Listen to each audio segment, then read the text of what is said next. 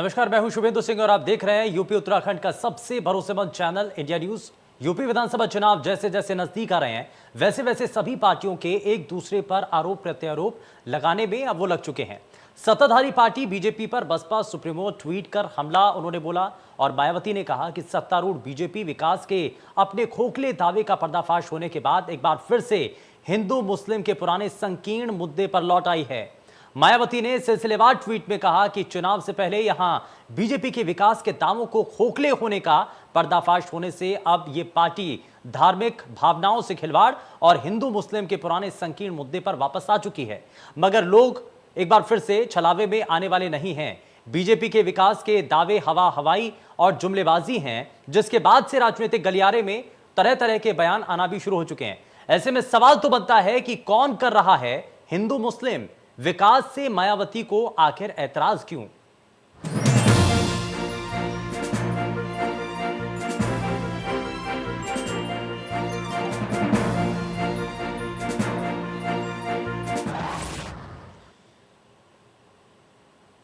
और बहस की शुरुआत करने से पहले आपको जरा सुनाते हैं कि क्या कुछ कहना है बसपा सुप्रीमो मायावती का। और मायावती ने अपने ट्वीट के जरिए नेताओं और राजनीतिक प्रवक्ताओं के द्वारा इस पर क्या कहा गया है, जरा वो आपको दिखाते हैं। पिछले 4.5 साल में योगी सरकार ने कोई काम विकास का तो किया नहीं, इसीलिए आज उत्तर प्रदेश के अंदर नफरत की फैक्ट्री जो है वो एक्टिवेट हो चुकी है।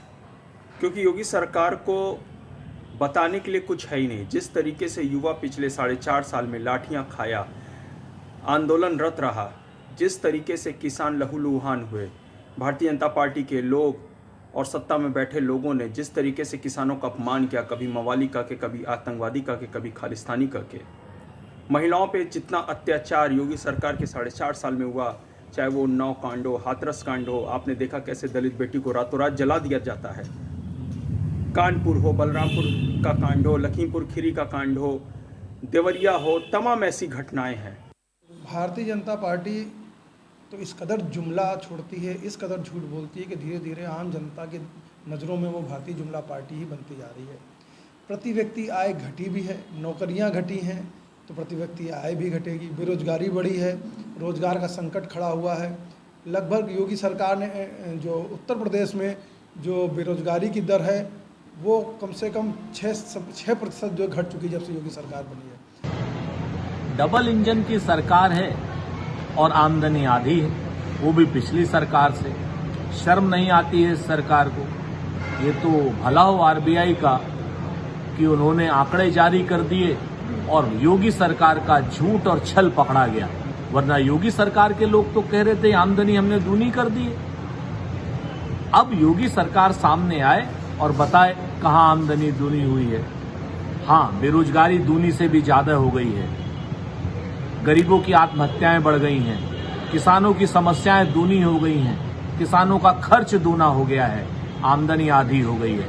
बहुजन समाज पार्टी अपने चुनावी अभियान के श्री गणेश के लिए अयोध्या को चुनती है और उसके बाद ब्राह्मण समाज के सम्मेलन में त्रिशूल को लहराते हुए अपनी फोटो खिंचाती हैं। इससे ये स्पष्ट संदेश है कि चुनाव में वो इन्हीं धार्मिक आधारों और प्रतीकों के माध्यम से जाना चाहती हैं। उनके कार्यक्रम, उनकी नीतियाँ, उनके विश्वास, उनकी परंपराएं ये सिद्ध करती हैं कि वे धार्मिक आधार पर उत्तर प्रदेश के चुनाव को इसलिए लाना चाहती हैं क्योंकि उत्तर प्रदेश दंगा मुक्त होने के बाद सारे समाजों के समाधान का मार्ग बन गया है। समुदायों के बीच में इस प्रकार के विभाजन करने की योजना के साथ मायावती अपने ही बयानों को अपने ही व्यवहारों से कंट्राडिक्ट कर रही हैं। तो ये कहा जा रहा है कि हिंदू मुस्लिम के मुद्दे पर एक बार फिर से भारतीय जनता पार्टी वापस लौट चुकी है। तो ये आखिर किस आधार पर कहा जा रहा है, ये क्यों आखिर कहा जा रहा है? दरअसल ये ट्वीट भी हम आपको दिखा रहे हैं। बसपा सुप्रीमो मायावती की तरफ से दरअसल एक ट्वीट किया गया और इसी ट्वीट के बाद से अब प्रदेश की सियासत ज़्यादा गर्म हो चुकी है और इसको लेकर के लगातार अलग अलग राजनीतिक दलों की तरफ से जो प्रतिक्रियाएं हैं वो भी हमने आपको सुनाई। लेकिन इस बयान का मकसद क्या है और इसका मतलब क्या है, और साथ ही साथ इसकी टाइमिंग भी देखिए, क्योंकि आने वाले विधानसभा चुनाव से पहले भारतीय जनता पार्टी को लेकर के अगर सवाल खड़े किए जाते हैं, ये बार बार कहा जाता है कि अगर हिंदू मुस्लिम भारतीय जनता पार्टी करती है तो क्या वाकई में ये उनकी नीयत है? या फिर इसके पीछे तमाम जो दूसरे राजनीतिक दल हैं, क्या इस बात से डरे हुए हैं कि अगर एक तबका या फिर एक खास वर्ग भारतीय जनता पार्टी को पूरी तरीके से सपोर्ट करता है तो कहीं ऐसा तो नहीं कि आने वाले समय में एक बार फिर से उनको सत्ता की जिस भलाई को उनको चखना है उससे वो दूर रह जाएंगे, महरूम रह जाएंगे। इस बार भी उनको इस बात का खतरा नजर आता है और इसलिए बार बार आरोप लगाए जा रहे हैं। सच्चाई क्या है और इन आरोपों में सत्यता कितनी है, जरा वो भी जानने की कोशिश करेंगे। हमारे साथ कुछ खास मेहमान भी कार्यक्रम में जुड़ेंगे, उनसे मिलवाएंगे, लेकिन उससे पहले आपको लगातार हम आपको तस्वीरें दिखा रहे हैं, ये ट्वीट भी हम आपको दिखा रहे हैं और साथ ही साथ आपको ये भी बताने की कोशिश कर रहे हैं कि प्रदेश की जो सियासत है वो बहुत ज्यादा गर्म है और इन आरोपों के जरिए जो कि मायावती के द्वारा लगाए गए हैं, इस आरोप में कितना दम है, यूपी के लोगों के प्रति प्रदेश की सरकार काम नहीं कर रही है, उनकी प्रति कोई भी जवाबदेही अभी तक सरकार की नजर नहीं आई है। डबल इंजन की सरकार है, एक के बाद एक कई ट्वीट किए गए हैं और इन ट्वीट के जरिए ये आपको लगातार सिलसिलेवार तरीके से वो ट्वीट दिखा रहे हैं और ये कहा गया है कि रिजर्व बैंक के जो ताजा आंकड़े हैं वो क्या अभी तक बताते हैं, सिर्फ डबल इंजन की सरकार का जो बार बार दावा किया जाता रहा, ये बताया जाता रहा कि डबल इंजन की सरकार, इससे प्रदेश के अंदर विकास हो पाएगा, लेकिन कितना हो पाएगा जरा समझने की कोशिश करते हैं। चलिए जरा जल्दी से आगे बढ़ते हैं और हमारे साथ कुछ खास मेहमान कार्यक्रम में जुड़ चुके हैं। सबसे पहले तारुफ आपका उनसे करा देते हैं। AIMIM के नेता मुशीर तरीन हमारे साथ कार्यक्रम में जुड़ चुके हैं। मुशीर जी, बहुत स्वागत है आपका हमारे साथ कार्यक्रम में। समाजवादी पार्टी से प्रवक्ता नाहिद लारी हमारे साथ कार्यक्रम में जुड़ चुके हैं। नाहिद जी, बहुत स्वागत है। HDSC-SP से प्रवक्ता उमाशंकर राजभर हमारे साथ कार्यक्रम में जुड़ चुके हैं। उमाशंकर जी, बहुत स्वागत है। निषाद पार्टी से प्रवक्ता अजय सिंह हमारे साथ कार्यक्रम में है। कांग्रेस पार्टी से प्रवक्ता हिलाल नकवी हमारे साथ कार्यक्रम में है और सरकार का पक्ष रखने के लिए भारतीय जनता पार्टी से प्रवक्ता डॉक्टर कौशल मिश्रा हमारे साथ कार्यक्रम में जुड़ चुके हैं। और साथ ही साथ बसपा सुप्रीमो मायावती की तरफ से जो ट्वीट किया गया, जो आरोप लगाए गए, बहुजन समाज पार्टी से प्रवक्ता फैजान खान हमारे साथ कार्यक्रम में जुड़ चुके हैं। सभी का बहुत स्वागत है। लेकिन शुरुआत में फैजान खान आपसे ही कर रहा हूं क्योंकि मायावती की तरफ से जो ट्वीट किया गया और विकास को लेकर के सवाल खड़े किए गए, साथ ही साथ सवाल यह भी उठाया गया कि हिंदू मुस्लिम किया जा रहा है। एक बार फिर से भारतीय जनता पार्टी लौट करके हिंदू मुस्लिम पर आ चुकी है। क्यों, कैसे, साबित करिए सर।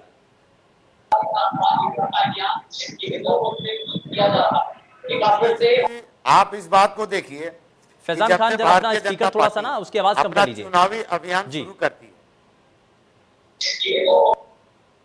जी, मैं ये कह रहा हूँ शुभेंद्र जी, आप देखेंगे कि वो विकास के नाम पे अपनी चीजें ना रखते हुए जनता के सामने, और आपने शुरुआत में आप ही के चैनलों पे दिखाया कि कैसे वो अब्बा जान चचा जान की तरफ बढ़ गए, कैसे वे ध्रुवीकरण की तरफ बढ़ रहे हैं।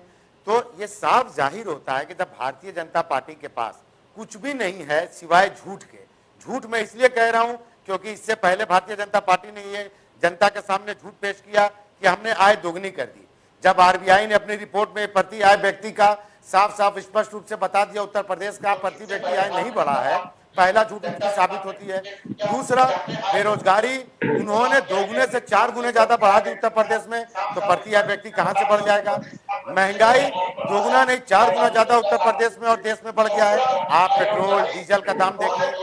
दूसरी तरफ बिजली आप देख लीजिए, बिजली की कीमत मैं अपने सभी खास से दरख्वास्त करना चाहता हूं कि किसी भी एक प्रवक्ता का जो स्पीकर है वो ऑन हो रखा है, वो कृपया अपना जो स्पीकर है वो आप जरा बंद कर लीजिए, ऑफ कर लीजिए। सर अपनी बात पूरी कीजिए।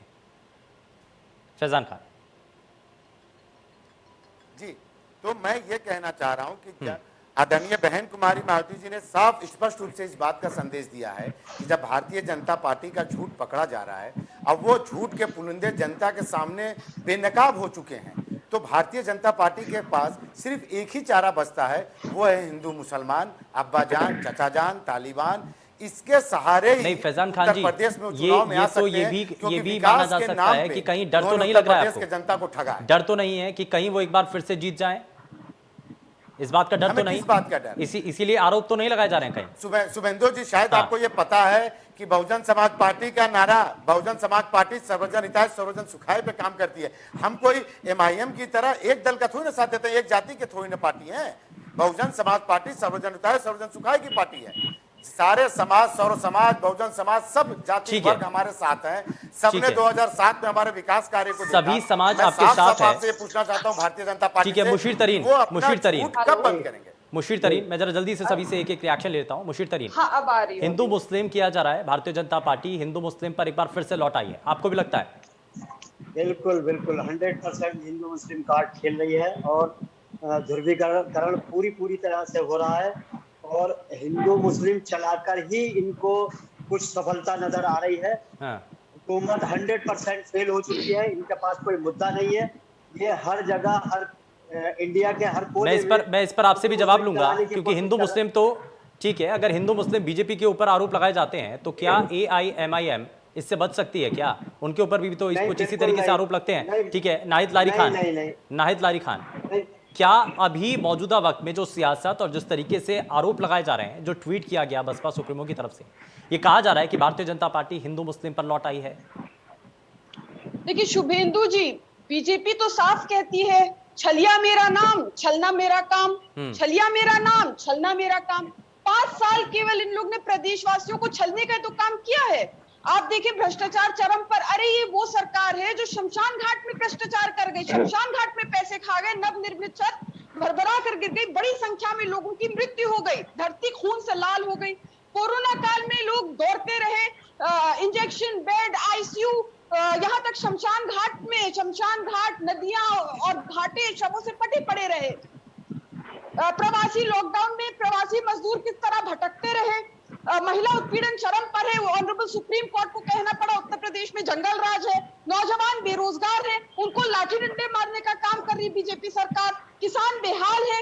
1 साल से जो है, लगभग 1 साल होने को आ रहा है, किसान जो है सड़कों पर आंदोलित है काले कृषि कानून को लेकर। लगभग 700 किसानों की मृत्यु हो गई है और तमाम ऐसी बातें हैं। महंगाई चरम पर है, भ्रष्टाचार है, तमाम ऐसे मुद्दे हैं जिन पर जो है सरकार ने कोई काम नहीं किया है। अब ये जो है, लेकिन इसमें ये मैं कहना चाहूंगी कि 1-1.5 साल में जब ये कोरोना काल था, तब लोग घरों में थे, लॉकडाउन में थे, घरों में थे, लोग खाली पेट थे, लोगों के भोजन, लोगों के पास थाली खाली थी। लेकिन लोगों को इस बीच सोचने समझने का बहुत टाइम मिला, लोगों के दिमाग की पटें खुल गई और लोगों को समझ में आ गया कि बीजेपी जो है राजनीतिक रूप से शोषण करती है। इसीलिए आप देखिए कि अभी इसी कोरोना काल में, लेकिन इसका रिजल्ट क्या होता है ना नाहिद लारी खान, इसका रिजल्ट क्या होता है कि जो पंचायत के चुनाव होते हैं, ये प्रमाण कैसे होता है कि अगर कोई भी राजनीतिक दल अगर वो काम कर रहा है, जनता के बीच में उसकी पकड़ है, तो उसका जो रिजल्ट होता है ना, वो चुनाव होते हैं। और पंचायत चुनाव के भीतर जो रिजल्ट सामने आया, ठीक है, मैं उस पर भी आऊंगा, उमाशंकर राजभर, मैं वापस लौटता हूँ। नाहिद जी, मैं वापस लौटता हूँ। बाकी मेहमान भी है, जरा उनसे भी रिएक्शन ले लूं। उमाशंकर राजभर, मैं आपसे ये पूछना चाह रहा हूँ कि राजनीति तो हर कोई करता है और राजनीति करने के लिए तो यहाँ पर नेता आते हैं, वो यही तो कहते हैं। लेकिन इसमें सबसे बड़ी चीज ये है कि एक दल अगर राजनीति कर रहा है तो दूसरा दल उससे अछूता है क्या? वो राजनीति नहीं कर रहा क्या? देखिए, राजनीति तो जितने राजनीतिक दल है राजनीति करेंगे ही। तो मैं जरा इस बात को ध्यान रखिए, जो योगी बाबा कह रहे हैं कि 4.5 साल में हमने आज जो है, मतलब आपका प्रतिव्यक्ति आज जो है यूपी का सबसे ज्यादा है। लेकिन मैं आपको बता दूं कि आपको पिछले संसद में आपने देखा होगा, वित्त मंत्री ने खुद कहा, स्वीकार किया इस बात को कि आपसे भारत से ज्यादा तो प्रतिव्यक्ति आय जो है बांग्लादेश की बढ़ गई है पिछले सालों में। और IMF ने सीधा कहा है कि आपकी जो प्रतिव्यक्ति आय है 5.4% के हिसाब से घटेगी, जो मौजूदा आपकी GDP है। तो जैसे बाबा जी कह रहे हैं कि 50,000 के ऊपर प्रतिव्यक्ति आय यूपी वालों की थी, लेकिन आज के डेट में यह कह रहे हैं 21-22 का अनुमान लगा रहे हैं कि यह 94,000 हो जाएगी। लेकिन उनको पूछिए बाबा जी को, जब देश की प्रतिव्यक्ति आय घट रही है, यूपी कहां से बढ़ जाएगी? और दूसरी बात, अगर यूपी नंबर है, बेरोजगारी नंबर 1 है, महिलाओं के अत्याचार नंबर 1 है, भ्रष्टाचार नंबर 1 है, और किसानों को आय दुगनी करने के बजाय किसानों को जो खर्च है, जिसमें डीजल सबसे होता है, वह 1.5 गुना हो गया है, 60 बढ़ करके। ठीक है, जरा जवाब ले लेते हैं डॉक्टर कौशल मिश्रा। ठीक है, जो आपने विकास के दावे किए वो सिर्फ हवा ही निकले, उनमें कोई दम नहीं था, क्योंकि प्रति व्यक्ति आय को लेकर के भी बड़ा सवाल बसपा सुप्रीमो की तरफ से उठाया गया। और ये इसलिए भी कहा जा रहा है कि आप विकास तो कर नहीं पाए, इसीलिए अब आप हिंदू मुस्लिम की राजनीति लेकर के एक बार फिर से वापस लौट करके आ चुके हैं। मौजूदा वक्त में आने वाले विधानसभा चुनाव को लेकर के आप हिंदू मुस्लिम कर रहे हैं, ये आरोप लग रहे हैं आपके ऊपर, जवाब दीजिए सर। देखिए, सबसे पहले तो इधर उधर की बात न करते हुए सिर्फ ये जो RBI की रिपोर्ट है, मैं उसकी बात करता हूँ। RBI की रिपोर्ट में सिर्फ उत्तर प्रदेश ही नहीं, उत्तर प्रदेश के अलावा झारखंड में भी GDP कम हुई है प्रति व्यक्ति, पंजाब में भी कम हुई है, राजस्थान में भी कम हुई है। तो ऐसा नहीं है। और इसके अलावा दिल्ली जहां पे जो हमारी कैपिटल है उसमें भी प्रति व्यक्ति आय करीब 5.69% कम हुई है। तो ये जो कमी आई है, ये इसका सबसे बड़ा रीजन जो उसी आरबीआई की रिपोर्ट में साइटेड है, जो लोग नहीं बोल रहे हैं, कि जो कोरोना महामारी आई जिसमें कि इकोनॉमिक ग्रोथ जो हमारी थी 0 से 7.3% नीचे जा चुकी है पूरे देश की। ये एक वजह है जिसकी वजह से प्रति व्यक्ति आय में कमी आई है। और कितनी कमी आई है उसका आंकड़ा मैं बता देता हूं। ये पहले जो थी 1,35,000 रुपए से घट करके 99,694 हो गई है। ये भी केवल सिर्फ इस 2 साल में कोरोना की वजह से। जबकि जो अभी हमारे पूर्व प्रवक्ता बोल रहे थे, उन्होंने कहा कि जो भी डेटा की एजेंसी है, मैं वर्ल्ड की सबसे बड़ी डेटा एजेंसी की बात करता हूं, IMF जो वॉशिंगटन डीसी की एजेंसी है, उसके अनुसार अगर 2019 और 20 में जो ग्रोथ चल रही है देश की, उसमें जिसमें जो कभी अभी करीब 1 लाख के आसपास हमारी प्रति व्यक्ति आय है, ये 2025 तक 24 तक बढ़ करके करीब 2.5 लाख हो जाएगी। हाँ। तो हमारी इकोनॉमिक ग्रोथ बढ़ रही है, लेकिन जो ये साइट किया जा रहा है रीजन, ये कोरोना की वजह से। यानी कि मान रहे हैं ना सर, कमी तो हुई है ना, कौशल मिश्रा जी, कमी तो हुई है ना, इसीलिए तो विपक्षी खेमा सवाल उठा रहा है। हिलाल नकवी जो प्रति व्यक्ति आय है उसमें कमी है, ये भारतीय जनता पार्टी के प्रवक्ता भी ये स्वीकार कर रहे हैं। लेकिन उनका ये कहना है कि चाहे वो कांग्रेस के जो शासित राज्य हैं वहां पर भी कमोवेश कुछ इसी तरीके से हाल है। ये तो देश के अलग अलग राज्यों की स्थिति है, दुनिया के अंदर अलग अलग देशों के हाल यही हैं। हिलाल नकवी जी, देखिए, अभी हमारे भारतीय जनता पार्टी के मित्र जो कह रहे थे कि सारे देश के अंदर जो है वो प्रति व्यक्ति आय कम है, सारे देश के ऊपर भी भारतीय जनता पार्टी की ही शासन है, तो जाहिर सी बात है अगर उनका मिस गवर्नेंस है तो हर जगह है। यहाँ पर महत्वपूर्ण ये नहीं है कि सारे देश की प्रति व्यक्ति आय गिरी है या बढ़ी है। यहाँ पर महत्वपूर्ण ये है कि उत्तर प्रदेश में प्रति व्यक्ति आय के मामले में ये नीचे से नंबर 2, सिर्फ आप बिहार के ऊपर हैं, और जो नेशनल एवरेज है, जो राष्ट्रीय औसत है, आप उससे बहुत नीचे। महत्वपूर्ण बात ये है, सवाल यहाँ पर ये नहीं है कि हमारी प्रति व्यक्ति आय कितनी गिरी या कितनी बढ़ी है। जाहिर सी बात है जब पूरे देश में भारतीय जनता पार्टी का शासन है तो अलावा जो आपसी तनाव है, आपसी मतभेद नहीं सर, सवाल तो ये भी है ना कि आप देश के बाकी राज्यों के अंदर जो प्रति व्यक्ति आय जो कम हुई है उसका जिक्र नहीं कर रहे हैं, सिर्फ उत्तर प्रदेश का जिक्र इसलिए क्योंकि विधानसभा चुनाव नजदीक है। नहीं, इस वजह से नहीं है। वजह यह है कि आज की तारीख में उत्तर प्रदेश में बेरोजगारी है, आज की तारीख में उत्तर प्रदेश में बहुत ज्यादा भुखमरी है। जो हमारी यहीं की सांसद, उत्तर प्रदेश की सांसद श्रीमती स्मृति ईरानी जी, मैं कौशल जी आता हूं, आपसे जवाब लूंगा। पूरे भारत में 9 लाख लोग जो हैं, 9 लाख बच्चे कुपोषण से, जिसमें 4 लाख उत्तर प्रदेश। तो ये यहाँ की जो आर्थिक विकास है, आर्थिक व्यवस्था, सर जरा छत्तीसगढ़ का हाल भी बताइए, स्पष्ट रूप से बता रहा। छत्तीसगढ़ का हाल भी तो बताइए ना, पंजाब का हाल बताइए आप। प्रदेश की बहस करेंगे तो मैं वही कह रहा हूं ना, मैं इसीलिए तो कह रहा हूं कि उत्तर प्रदेश की बात सिर्फ इसलिए क्योंकि विधानसभा चुनाव नजदीक है। मैं ठीक है, मैं वापस लौटता हूं, छत्तीसगढ़ ठीक है। अजय सिंह उत्तराखंड भी बताएंगे, हम गुजरात भी आपको बता देते हैं, गुजरात बिल्कुल मैं उस पर भी आऊंगा। अजय सिंह 2022 की जो लड़ाई है वो भारतीय जनता पार्टी के ऊपर आरोप ये कि हिंदू मुस्लिम पर लेकर के आ चुकी है, विकास के दावे वो फेल हैं जो कि उन्होंने किए थे, और इसीलिए अब हिंदू मुस्लिम की लड़ाई लेकर के आई है भारतीय जनता पार्टी। जो है वो भटकिए मत इससे इधर उधर, अगर जवाब नहीं है तो भटकाइए मत मुद्दों। आपको अवगत कराना चाहता हूँ, एक कहावत सुनी होगी आप लोगों ने कि सियानी बिल्ली खंभा नोचे। आप ये बताइए, जो उत्तर प्रदेश में 4.5, मैं बीजेपी का प्रवक्ता नहीं हूँ, मैं निषाद पार्टी का प्रवक्ता हूँ, मेरी उनसे अलायंस है, मैं उनके साथ गठबंधन कल में हूँ, माननीय संजय निषाद जी ने उनसे गठबंधन किया है। लेकिन जो यथार्थ है, जो सच्चाई है, उससे मैं अवगत कराना चाहता हूँ अपने पूर्व प्रवक्ता गढ़ से। भाई साहब ये बताइए कि जो 4.5 साल की सरकार चली है, इसमें आपने खुशहाली नहीं बताई, इसमें लोगों के घर में उसमें खुशहाली तो जो है भारतीय जनता पार्टी नहीं बता पाई। घरों में उन्होंने भी जो एडवर्टाइजमेंट दिया तो उसके अंदर बंगाल का सहारा दिया, विदेशों का सहारा दिया, सुरक्षा हुई तो हमसे क्यों आप शिकायत कर रहे हैं? आपने ये कुछ नहीं बताया। जब आप एडवर्टाइजमेंट देती है भारतीय जनता पार्टी तो उसके अंदर भी तो उत्तर प्रदेश के तो ये सवाल तो भारतीय जनता पार्टी से ठीक है नकवी जी, एक मिनट जरा सुनिए तो सही। नकवी जी ठीक है, अजय सिंह को एक बार सुनिए। हमने वह बिंदु रखे जो पूर्व प्रवक्ता गण ने समक्ष पब्लिक के रखा। मैंने तो ये नहीं बताया कि हमने कोई अलायंस किया है तो हमारा अपना कुछ खुशहाली है। मैं तो पिछली सरकार जो 4.5 साल की जो उन्होंने अपने लेखा जोखा प्रस्तुत किए हैं, मैं उस संबंध में बताना चाहता हूं कि आप लोगों ने इसी वर्ष में कोरोना की महामारी भी देखी है। उस दौरान उत्तर प्रदेश सरकार ने पूरे विश्व में अपनी नजीर पेश की है कि कैसे गंगा जी को पाट दिया लाशों से। ये नजीर पेश की कि गंगा जी को लाशों से पाट दिया। बोल लेने दीजिए। कोरोना ये आपने नजीर पेश की है कि उत्तर प्रदेश के अंदर कोरोना से लोग मर रहे थे। नकवी जी फिलहाल नकवी जी सुनिए ना, मैंने आपको भी मौका दिया था और अजय सिंह को मौका दे रखा है, उनको जरा सुनिए तो सही एक बारी वो कहना क्या चाह रहे हैं, उसके बाद मैं आपसे जवाब लूंगा। आप सवाल खड़ी करिएगा। हाँ ठीक है, ठीक है अजय सिंह जी, ठीक है। डॉक्टर कौशल मिश्रा जरा जल्दी से जवाब दीजिए। मैं सिर्फ ये बताना चाहता हूं, जो डॉक्टर हिलाल अहमद साहब बैठे हुए हैं, इन्होंने जो बोला है, हमने सिर्फ उत्तर प्रदेश के अलावा मैंने जो 3 राज्यों के नाम लिए वहां पे हमारी सरकार नहीं है।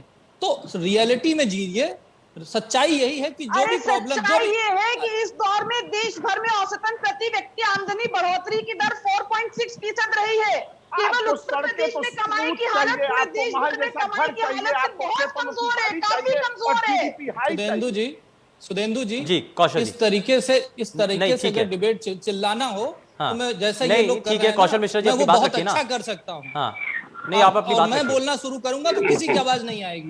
तो इसलिए प्लीज रिक्वेस्ट है, ये आप अपनी बात रखिए सर, राष्ट्रीय डिबेट हो रही है, इस पे ध्यान से सुनिए। कौशल जी जवाब। अगर पंजाब की बात करें, राजस्थान की बात करें, झारखंड की बात करें, यहाँ पे भी प्रति व्यक्ति जीडीपी में कमी आई है। और जहां तक बार बार ये कहा जा रहा है कि हमारी प्रदेश सरकार ने क्या किया, रोजगार दिया गया है जिससे कि जीडीपी बढ़ती है। रोजगार में 4.25 लाख युवाओं को सरकारी नौकरी, 3 लाख लोगों को संविदा पे नौकरी, करीब 82 लाख एमए इकाइयों को करीब 2,15,000 करोड़ का फायदा दिया है। इसके अलावा 3 लाख से अधिक लोगों को रोजगार दिया। मतलब स्टार्टअप इतने सारे शुरू किए, इतनी लंबी। अरे मैडम आपको क्या हो गया है मैडम? ये मैडम ठीक है नाहिद जी, नाहिद लारी मैं इसके बाद आपसे रिएक्शन लूंगा। मैं आपको समय दूंगा, आप सवाल उठाइए। जरा पहले सुनिए तो सही, उसके बाद आप जवाब दीजिएगा ना। नाहिद लारी खान, नाहिद जी मुझे सुन रहे हैं आप? नहीं मैं यही कह रहा हूं आपको कि मैं आपको भी मौका दूंगा, पहले सुन तो लीजिए, पहले सुनिए तो सही, उसके बाद आप रिएक्ट कीजिएगा ना। डॉक्टर कौशल मिश्रा। केवल जो बीजेपी का विज्ञापन पढ़ रहे हैं, अब ये विज्ञापन सुदेंदु जी और अरबों रुपए खर्चा करते हैं, अखबारों में देखते हैं, हम लोग टीवी पे देखते हैं, आप यहाँ बैठकर डिबेट पर भी पूरा विज्ञापन पढ़ रहे हैं। नहीं नाहिद जी पहले फैक्ट तो सुन लीजिए ना। आप फैक्ट तो सुनेंगे या आप सवाल ही सवाल करना चाहते हैं? आप जवाब नहीं सुनना चाहते? नाहिद लारी खान, आप जवाब सुनना नहीं चाहते क्या? मैं आपसे ये कह रहा हूं कि आपने सवाल किया, आप जवाब तो सुनेंगे ना। आप जवाब तो सुनेंगे ना, उसके बाद ही तो रिएक्ट करेंगे। आप सुन नहीं रहे जवाब, आप पहले जवाब तो सुनिए ना, उसके बाद रिएक्ट कीजिए। कौशल मिश्रा। नाहिद जी, आज ये मुझे बता दीजिए कि इसके पहले कौन सी ऐसी सरकार आई थी जिसने अपना 100 दिन पूरा होने पे रिपोर्ट कार्ड दिखाया था, 1 साल होने पे, 2 साल होने पे, 3 साल होने पे, 4 साल होने पे? हम एक ऐसी सरकार है जो अपना काम कर रहे हैं और उस रिकॉर्ड को दिखा रहे हैं। फिर आप बीच में बोल पड़ी। ठीक है नाहिद लारी खान, ठीक है ऐसे डिबेट नहीं। ठीक है कौशल जी, मैं ठीक है, पहले जरा सुन लीजिए। ये कोई तरीका नहीं। एक मिनट सुनिए। मैं आपकी डिबेट को भी नहीं, एक मिनट कौशल जी, एक मिनट कौशल मिश्रा जी, एक मिनट।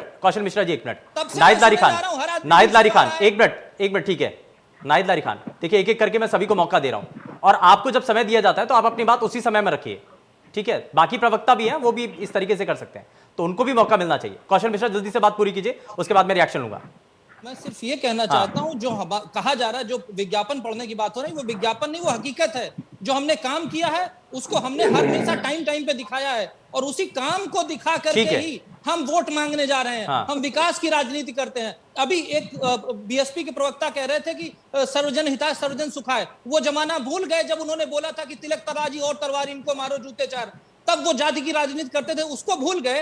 आज अब हमें बताने चले जो हम विकास की राजनीति कर रहे हैं, जिसका एक ही कॉन्सेप्ट है, सबका साथ, सबका विकास, सबका प्रयास, और उसी के दम पे हमारी सरकार दोबारा आएगी। हमें कोई डाउट नहीं है। ठीक है, नाहिद लारी खान काम कर रहे हैं और दिखाएंगे। नाहिद लारी खान काउंटर कीजिए, मैं उसके बाद आता हूं। फैजान खान आपके पास। आदित्यनाथ कह रहे हैं यूपी को $1 ट्रिलियन की अर्थव्यवस्था बनाना है, और यानी लगभग जो है 73 लाख करोड़ की अर्थव्यवस्था की बात कर रहे हैं। और जमीनी हकीकत क्या है कि कुल 2020-21 की अगर बात करें तो कुल अर्थव्यवस्था 17 लाख करोड़ की ही थी। मतलब दावे और हकीकत में जमीन आसमान का फर्क है। और सपा सरकार की तुलना में अगर बीजेपी सरकार में देखा जाए तो बीजेपी सरकार में प्रति व्यक्ति आय घटकर लगभग 1/3 हो गई है। मतलब महंगाई कई गुना बढ़ गई है, और कमाई और बैंक में जो बचत है वो ब्याज दर आधी हो गई है। और सुधेंदु जी डेटा गलत है।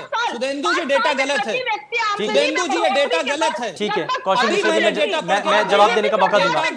मैं जवाब देने का मौका दूंगा सर आपको जवाब देने का मौका दूंगा कौशल मिश्रा। ठीक है, आप झूठे कौशल मिश्रा जी, एक मिनट। आप झूठे दावे कर रही हैं। आपने जो अभी डेटा रखा नहीं, डॉक्टर कौशल मिश्रा सर मुझे सुनिए जरा, सुनिए कौशल मिश्रा जी, मैंने यही चीज जब आपको समय दिया था, मैंने यही चीज मैंने नाहिद जी को बोला।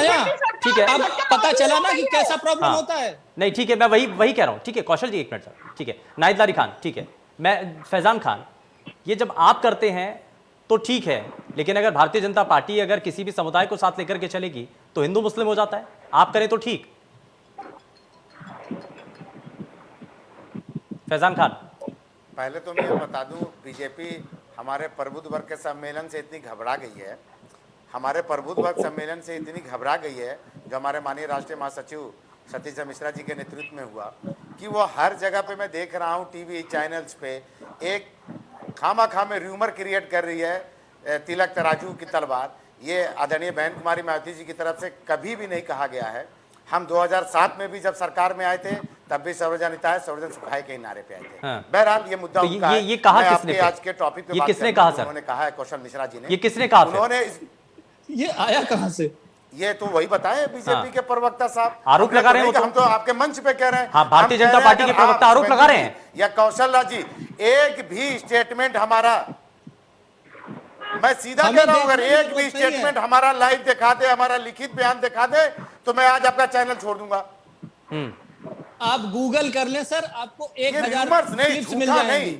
जैसे ये काम करते हैं कि मैं आए तो गुनी कर देंगे, और जब आरबीआई का रिजल्ट आया तो सामने आ गया शुभेंदु जी कि क्या रिजल्ट है। देखिए, हवाई बातें ना करें, आप वो बातें करें जो। अब एक चीज मैं जोड़ दूं आपके साथ, शुभेंदु जी, कौशल जी ने अभी डाटा पेश कर रहे थे, इन्होंने कोरोना काल का वैक्सीनेशन का डाटा दिया, सारे चैनलों पे चला कि उत्तर प्रदेश वैक्सीनेशन सबसे ज्यादा लगवाई है। ठीक है, अगर आपने वैक्सीनेशन ज्यादा लगवाई इसका मतलब स्वास्थ्य आपने बेहतर किया होगा। जब आप फिरोजाबाद आपसे नहीं भी, डेंगू के वजह से जब बच्चे हमारे मर रहे थे, हमारे देश और प्रदेश के भविष्य मर रहे थे, इसका मतलब फिर आपने झूठा आंकड़ा पेश किया। आपने स्वास्थ्य पे कोई काम नहीं किया। तीसरे कोरोना काल को लेकर जो दिया गया आपको, उस पर कोई काम नहीं किया। अगर काम किया होता तो वो बच्चे हमारे नहीं मरते। बेड तक नहीं उन बच्चों को नसीब हुई है। शुभेंदु जी, इसीलिए मैं इस बात को बात कर रहा हूं बार बार कि जब आपने जमीन पे कोई भी काम नहीं किया है तो आपकी हवाई कब तक टिकेगी? एक हवा आएगी, आपके झूठों को बाहर ले जाएगी। यही हुआ गंगा में कोरोना के किनारे, लाशों का ढेर लगा, पता नहीं चला कौन शमशान में जा रहा, कौन कब्रिस्तान में जा रहा है। हाँ। ये क्यों होता है? क्यों? जब आप जनता से झूठे वादे करते हैं, झूठे आंकड़े पेश करते हैं। आपने अभी रोजगार को लेकर बोला कि हमने रोजगार इतना दिया। आप शुभेंदु जी, मैं आप एक कथित आप पत्रकार हैं, एक अच्छे जर्नलिस्ट है, आप बता दीजिए उत्तर प्रदेश में बेरोजगारी की क्या सीमा है? क्या उत्तर प्रदेश के नौजवान आज दर दर नहीं भटकने पे मजबूर है? क्या आज आय हमारी नहीं कम हुई है? क्या हमारी महंगाई चरम पे नहीं है? जो पेट्रोल डीजल कल का क्या रेट था और आज का क्या है? और ये बात जो कह रहे हैं कि पिछले सरकार ने क्या करके दिखाया, हाँ। आप एक चीज बताइए, घोषणा पत्र, संकल्प पत्र अपना खोलिए और उसमें देखिए आपने किसानों के लिए क्या वादा किया था, और आपने उन्हें लाठी डंडा मारा। इसका जवाब मैं लूंगा, इसका जवाब मैं लूंगा, लेकिन उमाशंकर राजभर, ठीक है सर, सामने बेनकाब। ठीक है फैजान खान, ठीक है उमाशंकर राजभर, ये जो कहा जा रहा है ना कि धार्मिक भावनाएं आहत की जा रही हैं, हिंदू मुस्लिम किया जा रहा है, इसमें चाहे वो हिंदू हो चाहे वो मुस्लिम हो, उनकी भावनाएं आहत होती हैं। उनको ये लगता है कि हमें हमारे साथ छल हो रहा है, हमें ठग लिया जा रहा है। ये ऐसा क्यों होता है? और खास करके चुनाव जब नजदीक आने लगते हैं ना, ये इस तरीके के बयान तेज होने लगते हैं। क्यों ऐसा? शुभेंदु जी इस बात को ध्यान रखिए, मिश्रा जी जो डाटा बता रहे हैं, जब पूरे देश का प्रति व्यक्ति आय जो घटा है वो सीधा वो कर रहे हैं, तो वो आप बता रहे हैं कि 21, 22, 23, 24 का वो अनुमान लगा रहे हैं। अभी 21, 22 का अनुमान वो लगाए हैं, 94,000 प्रति व्यक्ति वो बता रहे हैं। अरे अनुमान लगाए, देश का जब डाटा घटा है तो कहाँ यूपी का बढ़ जाएगा। दूसरी बात जो व्यवस्था को कह रहे हैं, जो हिंदू मुस्लिम की बात को कर रहे हैं, उनसे कहिए कि 35 साल में कोई सरकार उत्तर प्रदेश में रिपीट नहीं हुई है। उनसे पूछिए कि जब 91 में माननीय कल्याण सिंह, स्वर्गीय कल्याण सिंह थे, उस समय हिंदू राज थी, उस समय राज थी, चला गया तो 93 में पुनः वापस नहीं आए। राजनाथ सिंह जैसे मजे हुए मुख्यमंत्री उत्तर प्रदेश में दोबारा नहीं आए। तो यह मत कहिए कि आज के डेट में ऐसी स्थिति हो गई है भाजपा की। आसान वही जो भाजपा कहे वही सही, इस बात को आप मानिए। जो अव्यवस्था आपने देखा है तैयारी, अभी तक बाबा जी कह रहे थे हम जो है तीसरी लहर रोकने के लिए उत्तर प्रदेश में पूरा है व्यवस्था बहुत अच्छा कर दिए, लेकिन एक डेंगू आया जो है, डेंगू को नहीं संभाल पाए। आज पूरा जिला जो है, कोई ऐसा आप जिला बता दीजिए जहां 15 से 20 बच्चे। जवाब ले लेता हूं। डॉक्टर कौशल मिश्रा जरा जवाब दीजिए, उसके बाद में हिलाल नकवी आपके पास आता है। कौशल मिश्रा जी ठीक है, उमाशंकर जी ठीक है, ठीक है, अब जरा जवाब सुन लेते हैं। कौशल मिश्रा जी जवाब दीजिए। देखिए, अभी इन्होंने माननीय राजनाथ सिंह जी की बात कही। मैं उन्हीं की, जब वो चीफ मिनिस्टर थे, इसी तरह का किसान आंदोलन हुआ था, जब धरना प्रदर्शन चल रहा था और राजनाथ जी खुद जाकर के किसान नेताओं से मिले थे। और यही राकेश टिकैत के पिताजी थे, महेंद्र सिंह टिकैत, उनको अपने साथ मंत्रालय में लाए थे और सारे किसानों को समझा बुझा करके उनकी मांगे पूरी की थी। और जहां तक रही किसानों के लिए हमने क्या किया इसकी बात, तो करीब 45 लाख किसानों को आप किसान क्यों नहीं मान रहे? एक मिनट, फिर बीच में कौन बोला भाई? ठीक है, जवाब दीजिए, जवाब दीजिए। हाँ, 45 लाख गन्ना किसानों, करीब 1.4 लाख करोड़ रुपए का भुगतान किया गया। प्रधानमंत्री किसान सम्मान निधि से 2.48 करोड़ किसानों को करीब 32,000 करोड़ रुपए दिए गए। प्रधानमंत्री फसल बीमा योजना से 2.5 लाख 25 लाख 60,000 वादा कर रहे हैं। कौशल मिश्रा जी में रोकना चाहूंगा, गलत डाटा नेशनल चैनल पे ना दें। शुभेंदु जी में रोकना चाहूंगा, गलत डाटा ना दें, गलत डाटा ना दें। ठीक है, आपके जैसे राजनीति नहीं करनी है यहाँ पे बैठ के कि खाली बैठ के गाल बजाना।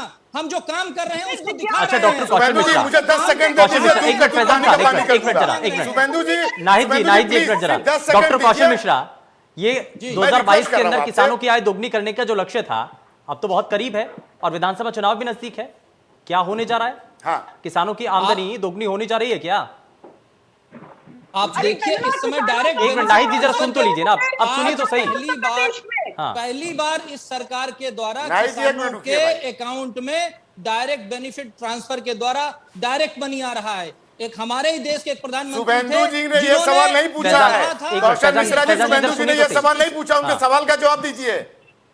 हम ये कह रहे हैं कि पुराने प्रधानमंत्री जो थे उन्होंने ये कहा था जब हम 1 रुपया देते हैं तो 85 पैसा रास्ते में खर्च हो जाता है। आज सारे किसानों को डायरेक्ट पैसा उनके खाते में मिल रहा है, उनको बीमा योजना मिल रही है, उनको डायरेक्ट बेनिफिट ट्रांसफर नहीं, इतना पैसा दिया जा रहा है कि उन किसानों की जो आमदनी है वो दोगुनी हो जाए। ठीक है, मैं इस पर वापस लौटूंगा। हिलाल नकवी, मुशीर जी मैं आता हूं आपके पास। हिलाल नकवी जरा जल्दी से एक रिएक्शन। किसानों की आमदनी दुगनी करने को लेकर के, और बात यहां पर यह भी है कि प्रति व्यक्ति आय अगर कम हुई है तो जाहिर तौर पर सरकार का इसमें फेलियर है, चाहे इसमें देश की कोई भी सरकार रही हो। देखिए, इस बात में कोई शक नहीं है कि सरकार का फेलियर है बहुत बड़ा। आप इस बात से समझ सकते हैं कि आज की तारीख में उत्तर प्रदेश का अगर अपना विज्ञापन देना होता है तो एक विकास का कार्य ये विज्ञापन में नहीं दिखा पाते हैं। उसके अंदर भी वो दूसरे प्रदेश के जो है वो ओवरहेड ब्रिज और कल कारखानों को दिखाते हैं। तो ये बात एक अपने आप में बिल्कुल सच है। दूसरी एक बहुत बड़ी हकीकत है कि विकास किया। अरे भाई, दिखे तो क्या अंडरग्राउंड विकास हो गया? कोई बता दे कारखाना लगा हो, कोई नया यहाँ के ऊपर इन्वेस्टमेंट आया और निवेश आया हो, किसी प्रकार का कोई भी इन्होंने पावर से रिलेटेड चीज बनाई हो कि यहाँ के ऊपर किसी तरह के जो बिजली उत्पादन है वो बढ़ाओ, कोई सड़क पूरी करती हो, जो पुरानी सड़कें हुई थी उनका जो उद्घाटन करते रहे, किसान पर जो कब का शुरू हुआ था अभी तक की नहीं खत्म हो पाया। तो इनका कोई भी कार्य आज की तारीख तक की ना तो मुकम्मल हो पाया है और ना ही उस पर कार्य हुआ है।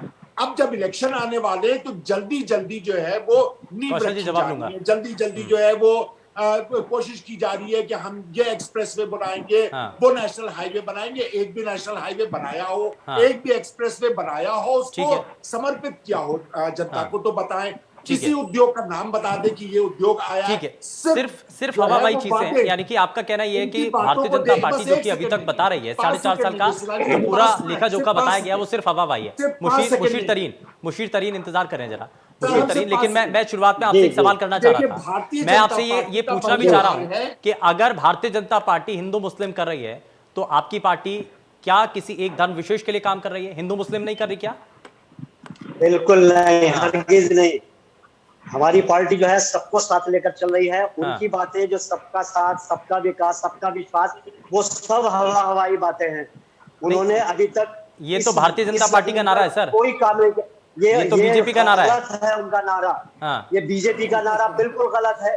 वो अभी तक उन्होंने सबको साथ एमआईएम का भी नारा वही है जो बीजेपी का है। जहाँ भी जाते हैं ध्रुवीकरण करते हैं, हिंदू मुस्लिम की राजनीति कर रहे हैं। हर जगह इनका जो है समाज में जहर घोलने का काम कर रहे हैं। इनका कोई जो जितने भी इनके जो सर यही तो आरोप आपके ऊपर भी लग रहे हैं ना। बाकी जो राजनीतिक दल है ना वो यही कहते हैं, बाकी राजनीतिक दलों का भी कहना यही है और कुछ राजनीतिक दल के नेता तो ये कहते हैं कि आप बीजेपी की बी टीम है। कल की बात देखिए, विश्व हिंदू परिषद और कुछ लोग बजरंग दल के जाकर ओवैसी साहब के घर पर उन्होंने धावा बोला, उनका तोड़ फोड़ की। ये राजनीति है इनकी। ये चाह रहे हैं इलेक्शन से पहले किसी भी सूरत में माहौल देश का खराब हो। ये लोग जो है देश के हितैषी नहीं है। ठीक है, नाहिददारी जरा जल्दी से आइए। ठीक है, उसके बाद में कौशल मिश्रा जी आपसे जवाब दूंगा। नाहिददारी, ये जो कहा जा रहा है ये AIMIM, ठीक है सर मुशीर तरीन जी, ठीक है। अब ये कहा जा रहा है कि सिर्फ भारतीय जनता पार्टी या इसमें AIMIM के जो नेता हैं या प्रवक्ता हैं, बार बार जिस तरीके से स्टेटमेंट दी जाती है, ये कहा जाता है कि बीजेपी की बी टीम के तौर पर काम कर रहे हैं। ये आपके राजनीतिक दल के नेता या तमाम दूसरे विपक्षी दल के नेता बार बार ये कहते हैं। देखिए शुभेंदु जी, बार बार जो बात हो रही है हिंदू मुस्लिम की, उस पर मैं आपको बताना चाहती हूँ। मैं पहले भी कहना चाह रही थी कि देखिए कोरोना काल में लोगों के दिमाग की पटें खुल गई। लोग घरों में थे, बेरोजगार थे, लोगों की थाली खाली थी, लेकिन सोचने समझने का बहुत टाइम मिला। वो समझ गए कि बीजेपी ने उनका राजनीतिक रूप से शोषण किया। नतीजा ये हुआ कि इसी कोरोना काल में अनेकों प्रदेश में जो है इलेक्शन हुए। केरला में गए, यहाँ के उत्तर प्रदेश के लिटिल स्टार इनके बीजेपी के केरला गए, वहां लव जिहाद और आदि तमाम आय बाय शाय बोले और बोले कि वहां पर हम यूपी मॉडल लागू कर देंगे। तमिलनाडु में भी बोले यूपी मॉडल लागू कर देंगे। वहां के लोग इतना आक्रोशित हो गए, सब कहने लगे यूपी मॉडल मतलब बलात्कारियों, माफियाओं, महामाफियाओं, महागुंडों, महाभ्रष्टाचारियों का मॉडल। अरे भाई इनको भगाओ। नतीजा ये हुआ कि तमिलनाडु और केरला बीजेपी मुक्त हुआ। इसी प्रकार जो उत्तर प्रदेश भी बीजेपी मुक्त होगा। और कोरोना काल में उत्तर प्रदेश में भी जो है पंचायत चुनाव हुए, MLC चुनाव हुए। और आप वाराणसी का ले लीजिए, मोदी जी के संसदीय क्षेत्र, वहां का मैं उदाहरण देती हूँ कि वहां MLC चुनाव हुए और छात्र संघ के चुनाव हुए। अब जो शिक्षक और स्नातक या नौजवान होते हैं, पढ़े लिखे लोग किस वर्ग के होते हैं मुझे पता नहीं, कि आपको आवश्यकता नहीं है। कहा जाता है कि जिन पर तकिया था वही पत्ते हवा देने लगे। यानी बीजेपी का जिन पर तकिया था, यानी जिनको बीजेपी अपना गुलाम समझते थे, उन लोगों ने बीजेपी को हवा दे दिया और बीजेपी का सफाया हो गया। MLC चुनाव में, अनेकों विश्वविद्यालयों में, छात्र संघ के चुनाव में बीजेपी का पूर्ण रूप से सफाया हुआ और वहां की जनता ने बीजेपी को नकारा। सपा का जबरदस्त परचम लहराया। इसलिए आप इस तरह की कौशल मिश्रा जी जरा जवाब दीजिए, उसके बाद मैं अजय सिंह आपके पास आता हूँ। कौशल मिश्रा जवाब दीजिए।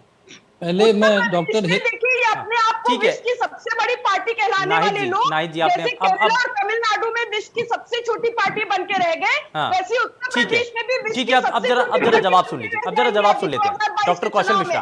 ठीक है नाहिददारी, प्लीज देखिए ना, अब आपने अपना पॉइंट रख लिया है ना, आपने अपनी बात रखी है, जरा जवाब तो सुनिए डॉक्टर कौशल मिश्रा। नाहिद जी को मेरी तरफ से बहुत बहुत शुभकामनाएं। पहले मैं डॉक्टर हिलाल जी का जवाब दे देता हूं। वो ये कह रहे थे कि क्या देखने को है। देखने को सर, अगर आप हमारे साथ चलते हैं तो हम आपको 5 इंटरनेशनल एयरपोर्ट दिखाते हैं, 341 किलोमीटर का लंबा पूर्वांचल। सर एक बंद कौन सा गया है? हिलाल नकवी जी, सर हिलाल नकवी जी, ठीक है, ठीक है, नकवी सर, ठीक है, मैं वापस आपसे जवाब नकवी दूंगा। सर, नकवी सर, आप मैं आपको फिर से समय दूंगा नकवी जी, रिक्वेस्ट ठीक है। कर रहा हूं, हाँ, आप कौशल मिश्रा जी जवाब तो दीजिए। नहीं बोलता। कौशल मिश्रा जी जवाब दीजिए। सर, मैं आपको डिस्टर्ब किया सर, सॉरी हमने डिस्टर्ब किया, मैं अपना आपको सवाल दोहराया, इतने लोगों के बीच में मिस हो गया होगा। नहीं, बिल्कुल नहीं जी, आपने मेरे से यह पूछा कि क्या दिखा सकते हैं, तो आप चलिए हमारे साथ पूर्वांचल के एक्सप्रेसवे पे गाड़ी चला के देखिए, 200-300 किलोमीटर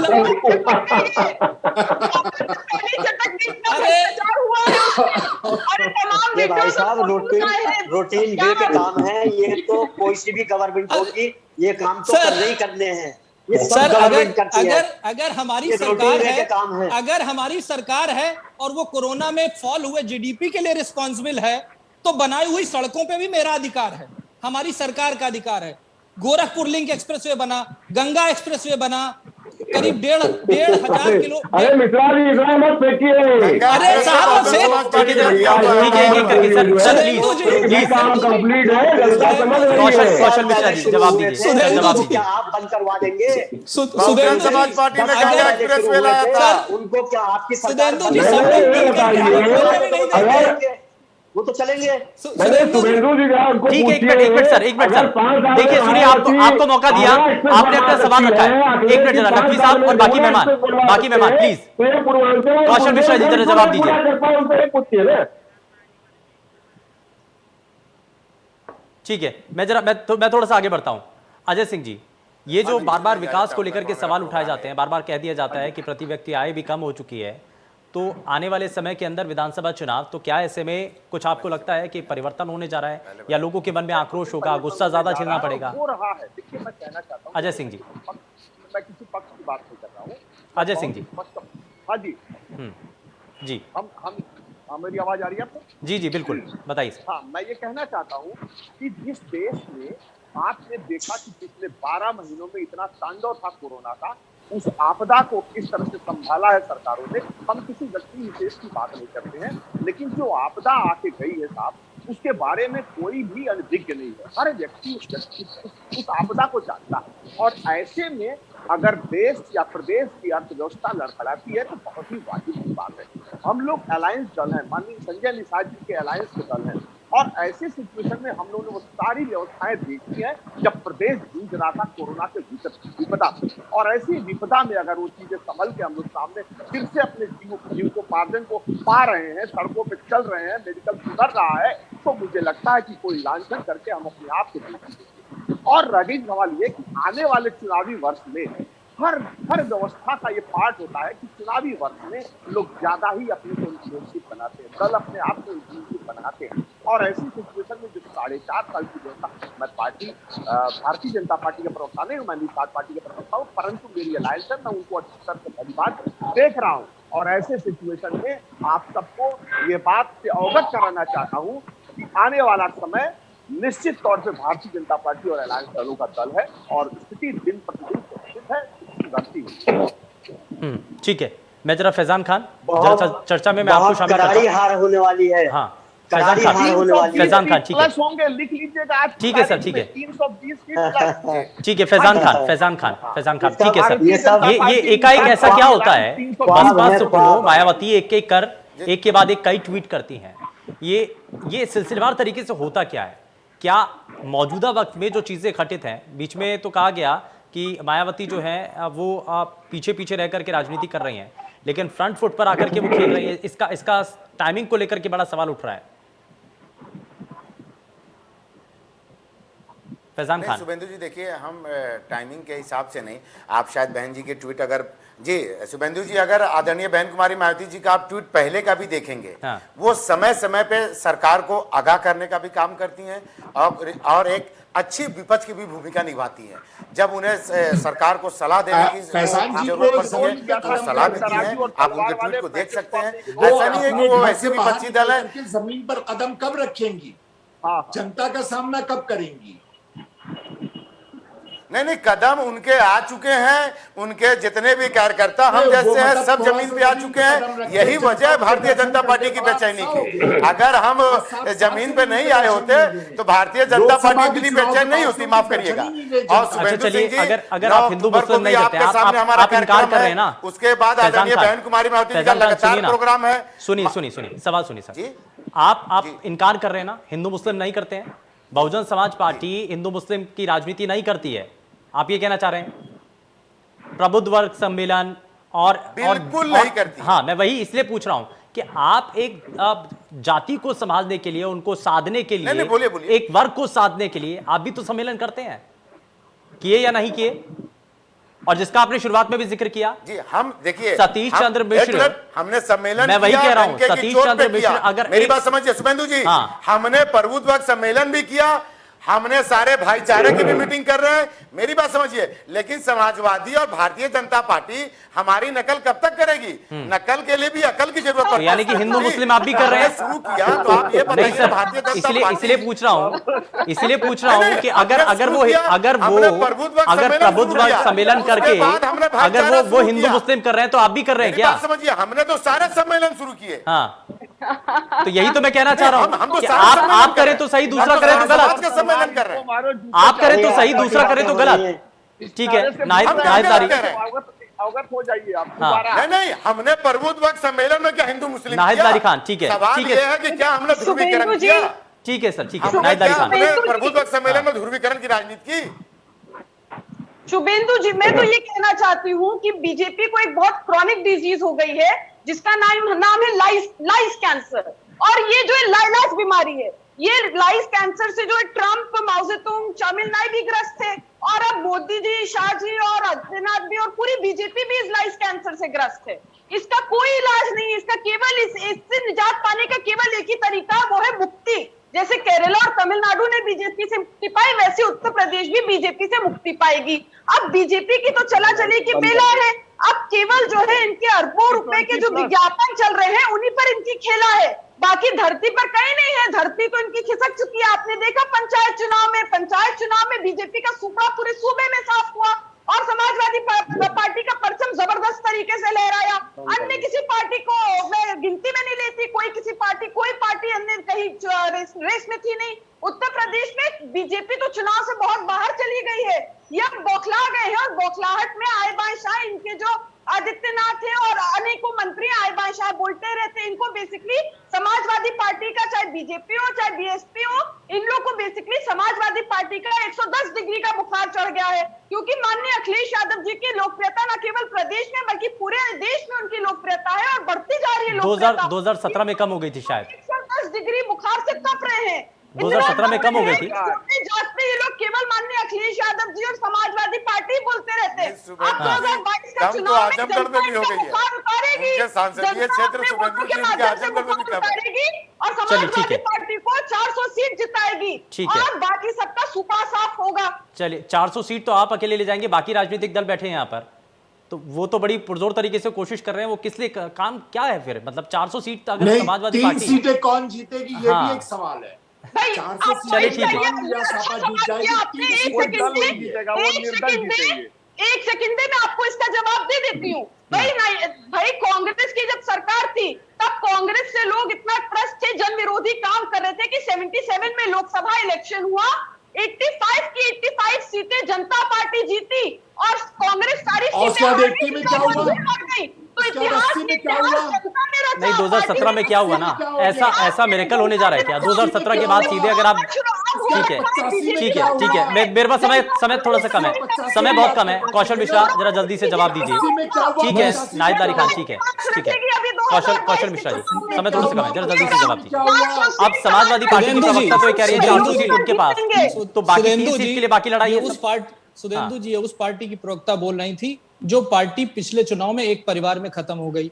इसके पहले जो प्रवक्ता बोल रहे थे उनकी पार्टी उत्तर प्रदेश से ही खत्म हो गई। तो बताएं क्यों तमिलनाडु तो बीजेपी मुक्त हो गया। मैडम आपको किस चीज का बुखार चढ़ा है? मैडम आपको किस चीज का का बुखार चढ़ा, इलाज करा लीजिए प्लीज। समाजवादी पार्टी का बुखार है और लाइफ सुधेंदु जी, चलिए ठीक है, समय थोड़ा सा कम है सर, माफी के साथ रुकना चाहूंगा सभी खास मेहमानों को। कार्यक्रम में शामिल होने के लिए बहुत शुक्रिया आप सभी का, कार्यक्रम में आप जुड़े। लेकिन बड़ा सवाल यही है कि हिंदू मुस्लिम की राजनीति आखिर कौन कर रहा है? क्या सभी राजनीतिक दल धर्म विशेष को लेकर के या जाति विशेष को लेकर के सम्मेलन नहीं कर रहे हैं, ऐसे कार्यक्रम नहीं कर रहे हैं, तो किसी एक राजनीतिक दल के ऊपर सवाल क्यों? पेशकश में फिलहाल के लिए बस इतना ही। नमस्कार।